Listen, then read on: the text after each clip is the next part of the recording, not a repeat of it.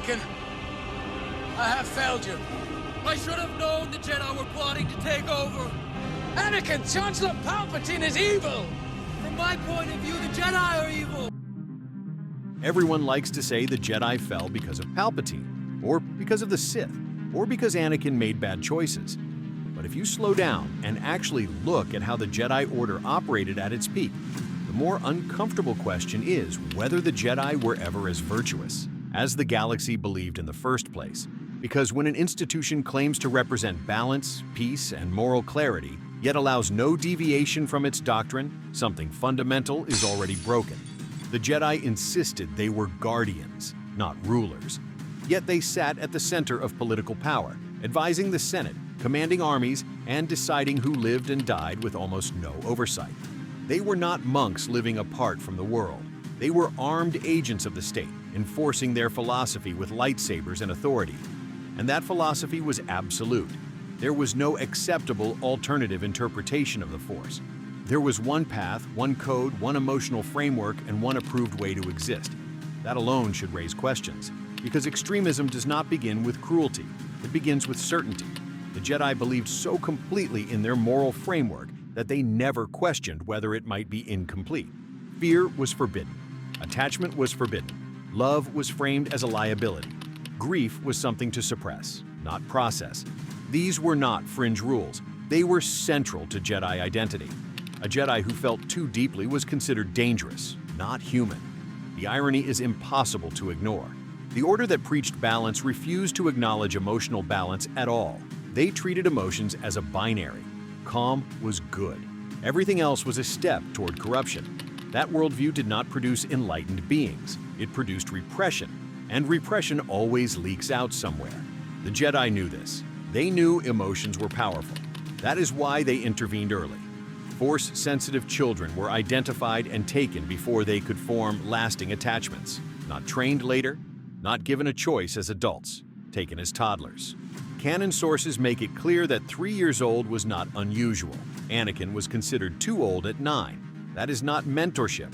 That is ideological capture. So subscribe, because this channel does not repeat the story you were told. It breaks down what actually happened. Once inside the Order, there was no clean exit. Leaving required permission. Returning to family life was strongly discouraged. Emotional ties were treated as dangerous liabilities. These children grew up knowing one thing. Their value depended on obedience to doctrine. Their identity was Jedi first, individual second. Any doubt was framed as weakness. Any conflict was something to meditate away. And this is where defenders usually step in and say it was necessary, that without strict control, the dark side would consume them. But that logic reveals the real problem. If your system cannot survive independent minds, then the system is fragile. If free emotional development threatens your ideology, then your ideology is brittle. The Jedi did not train people to understand their emotions. They trained people to fear them.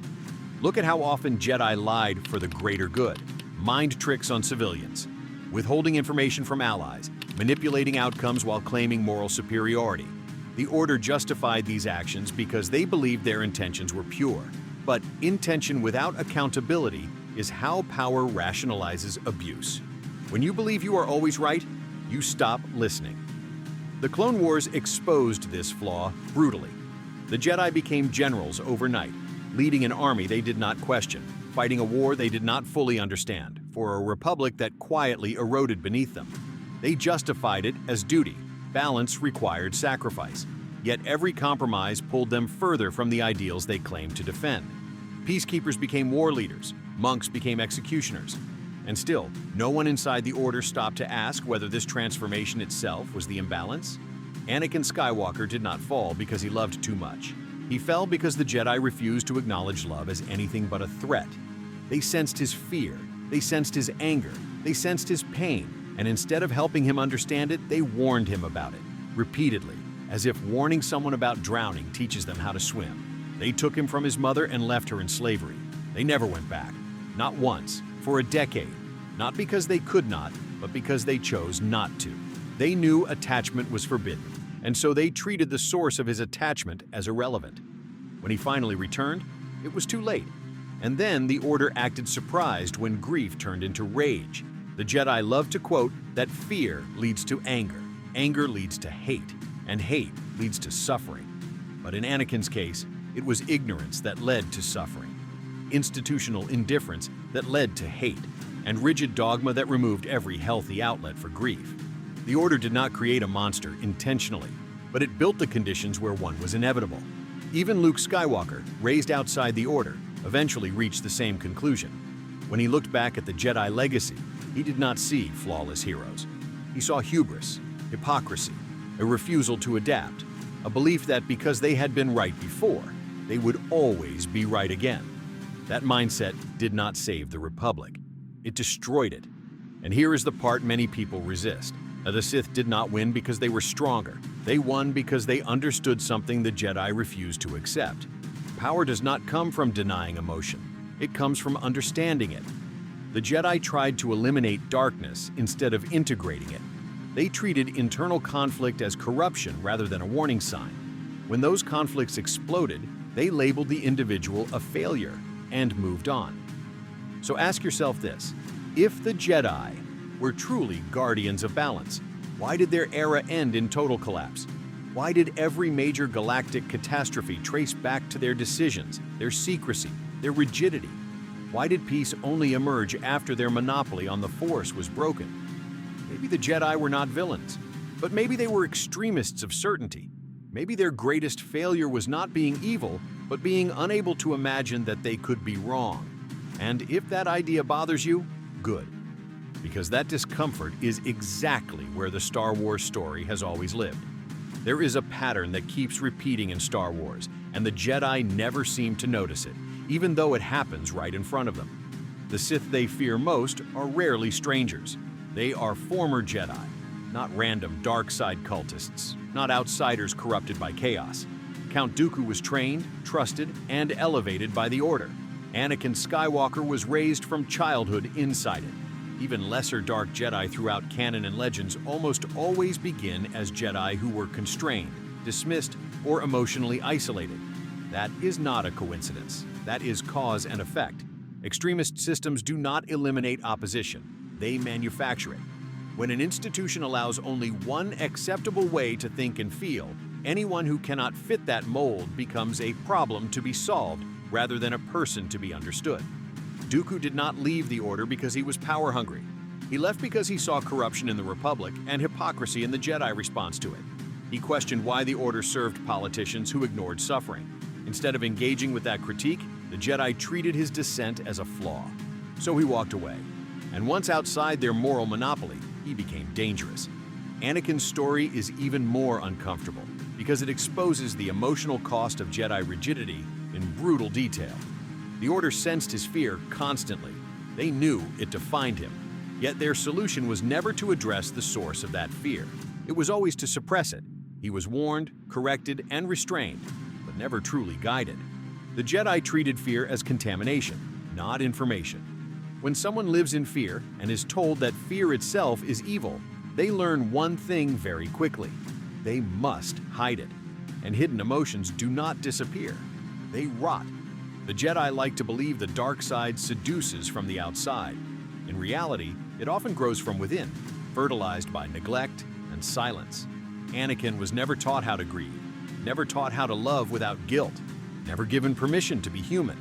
When the Order failed him emotionally, the Sith did not have to invent new temptations. They simply gave him language for feelings the Jedi refused to acknowledge. And yet, the Order never stopped to ask why this kept happening. Instead of questioning their structure, they blamed individuals. Fallen Jedi were framed as tragic exceptions rather than symptoms. That refusal to self-examine is what ultimately doomed the Republic. The Jedi believed their moral authority exempted them from accountability. They believed that because they served the light, their judgment could not be corrupted. This belief blinded them completely. They sensed darkness growing in the Force and assumed it came from the outside.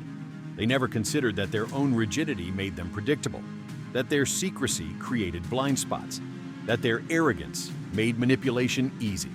Palpatine did not defeat the Jedi with overwhelming power. He defeated them by understanding them better than they understood themselves. He watched them refuse to adapt, watched them rationalize compromises, watched them become generals while insisting they were still monks. He did not need to destroy them directly. He simply waited while their contradictions piled up. When Order 66 came, it did not succeed because the Sith were strong. It succeeded because the Jedi were isolated, overextended, and trusted a system they no longer controlled. This is why calling the fall of the Republic a Sith victory is misleading. It was a Jedi failure first. The Sith exploited cracks that already existed. They did not create the Jedi's blind faith in their own righteousness. They simply used it. The Republic did not collapse because evil overpowered good. It collapsed because good refused to question itself. Luke Skywalker understood this in a way the Old Order never could, and that is why his words caused outrage. When Luke looked at the Jedi legacy, he did not see a perfect tradition temporarily interrupted by betrayal. He saw a pattern of failure repeating across generations. The immediate reaction to his conclusion was anger. Not debate, not reflection. Anger. That reaction proves the point. Institutions built on absolutism cannot tolerate critique, even from within. Luke was not attacking the light side. He was rejecting Jedi orthodoxy. He refused to inherit a system that demanded emotional suppression, ideological obedience, and moral certainty without accountability. And instead of engaging with his critique, people treated it as sacrilege. Luke's rejection of Jedi dogma is often framed as weakness or cynicism. In reality, it is the first genuine act of balance in the saga. He does not embrace the Sith. He does not dominate the Force. He also refuses to control it the way the Jedi did. He steps away from institutional ownership entirely. That choice terrifies people who want the galaxy to be cleanly divided into heroes and villains. Because the uncomfortable truth is this: balance was never about light versus dark. It was about control versus freedom. The Jedi mistook control for morality. They believed that restricting emotion, belief, and choice would preserve peace. The Sith made the opposite mistake. They mistook domination for strength. They believed that indulging every impulse would produce power. Both paths are extremes. Both end in collapse. True balance only emerges when the Force is allowed to exist without being owned by an institution, without being weaponized by ideology, without being monopolized by those who believe their intentions justify everything. The Jedi were not cartoon villains. They were something more dangerous. They were extremists who genuinely believed they were right. And that belief allowed them to justify taking children, suppressing emotion, ignoring suffering, and aligning themselves with political power without ever questioning the cost. It allowed them to dismiss dissent as darkness and criticism as heresy. It allowed them to create the very enemies they claimed to fight, then act surprised when those enemies burned everything down. Another part people avoid talking about is how the Jedi handled Force traditions that did not originate from them. The galaxy was filled with cultures that interacted with the Force in different ways. Witches of Dathomir, Guardians of the Wills, various mystic orders that never sought galactic dominance. Yet the Jedi position was always the same. Their way was the correct way.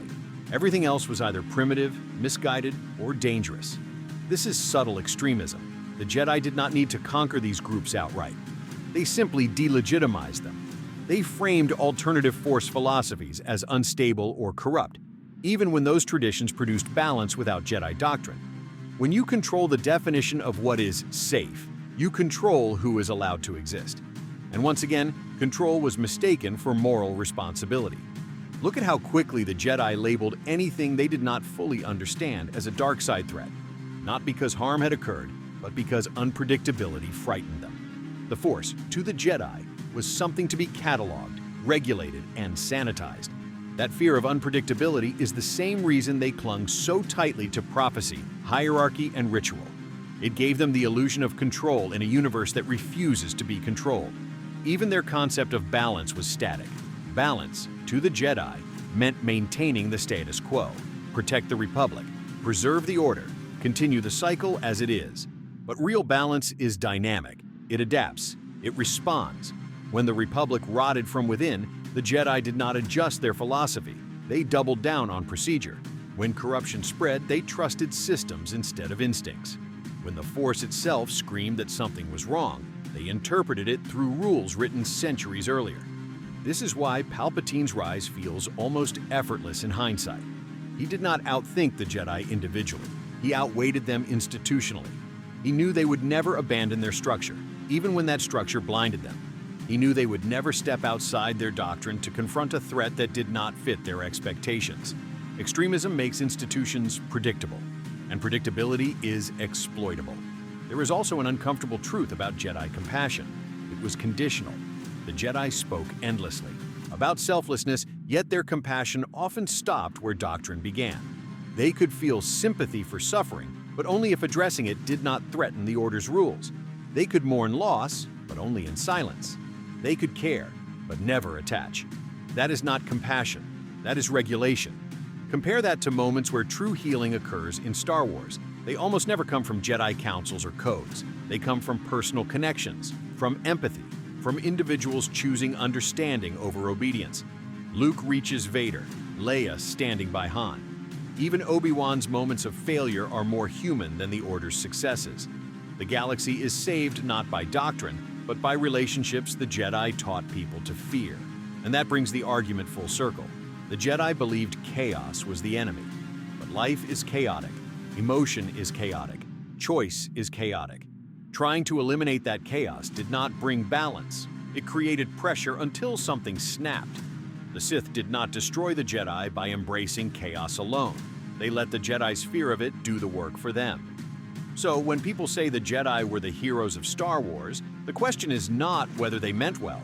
The question is whether meaning well is enough when your system cannot tolerate humanity. Because history, both real and fictional, shows the same lesson over and over again.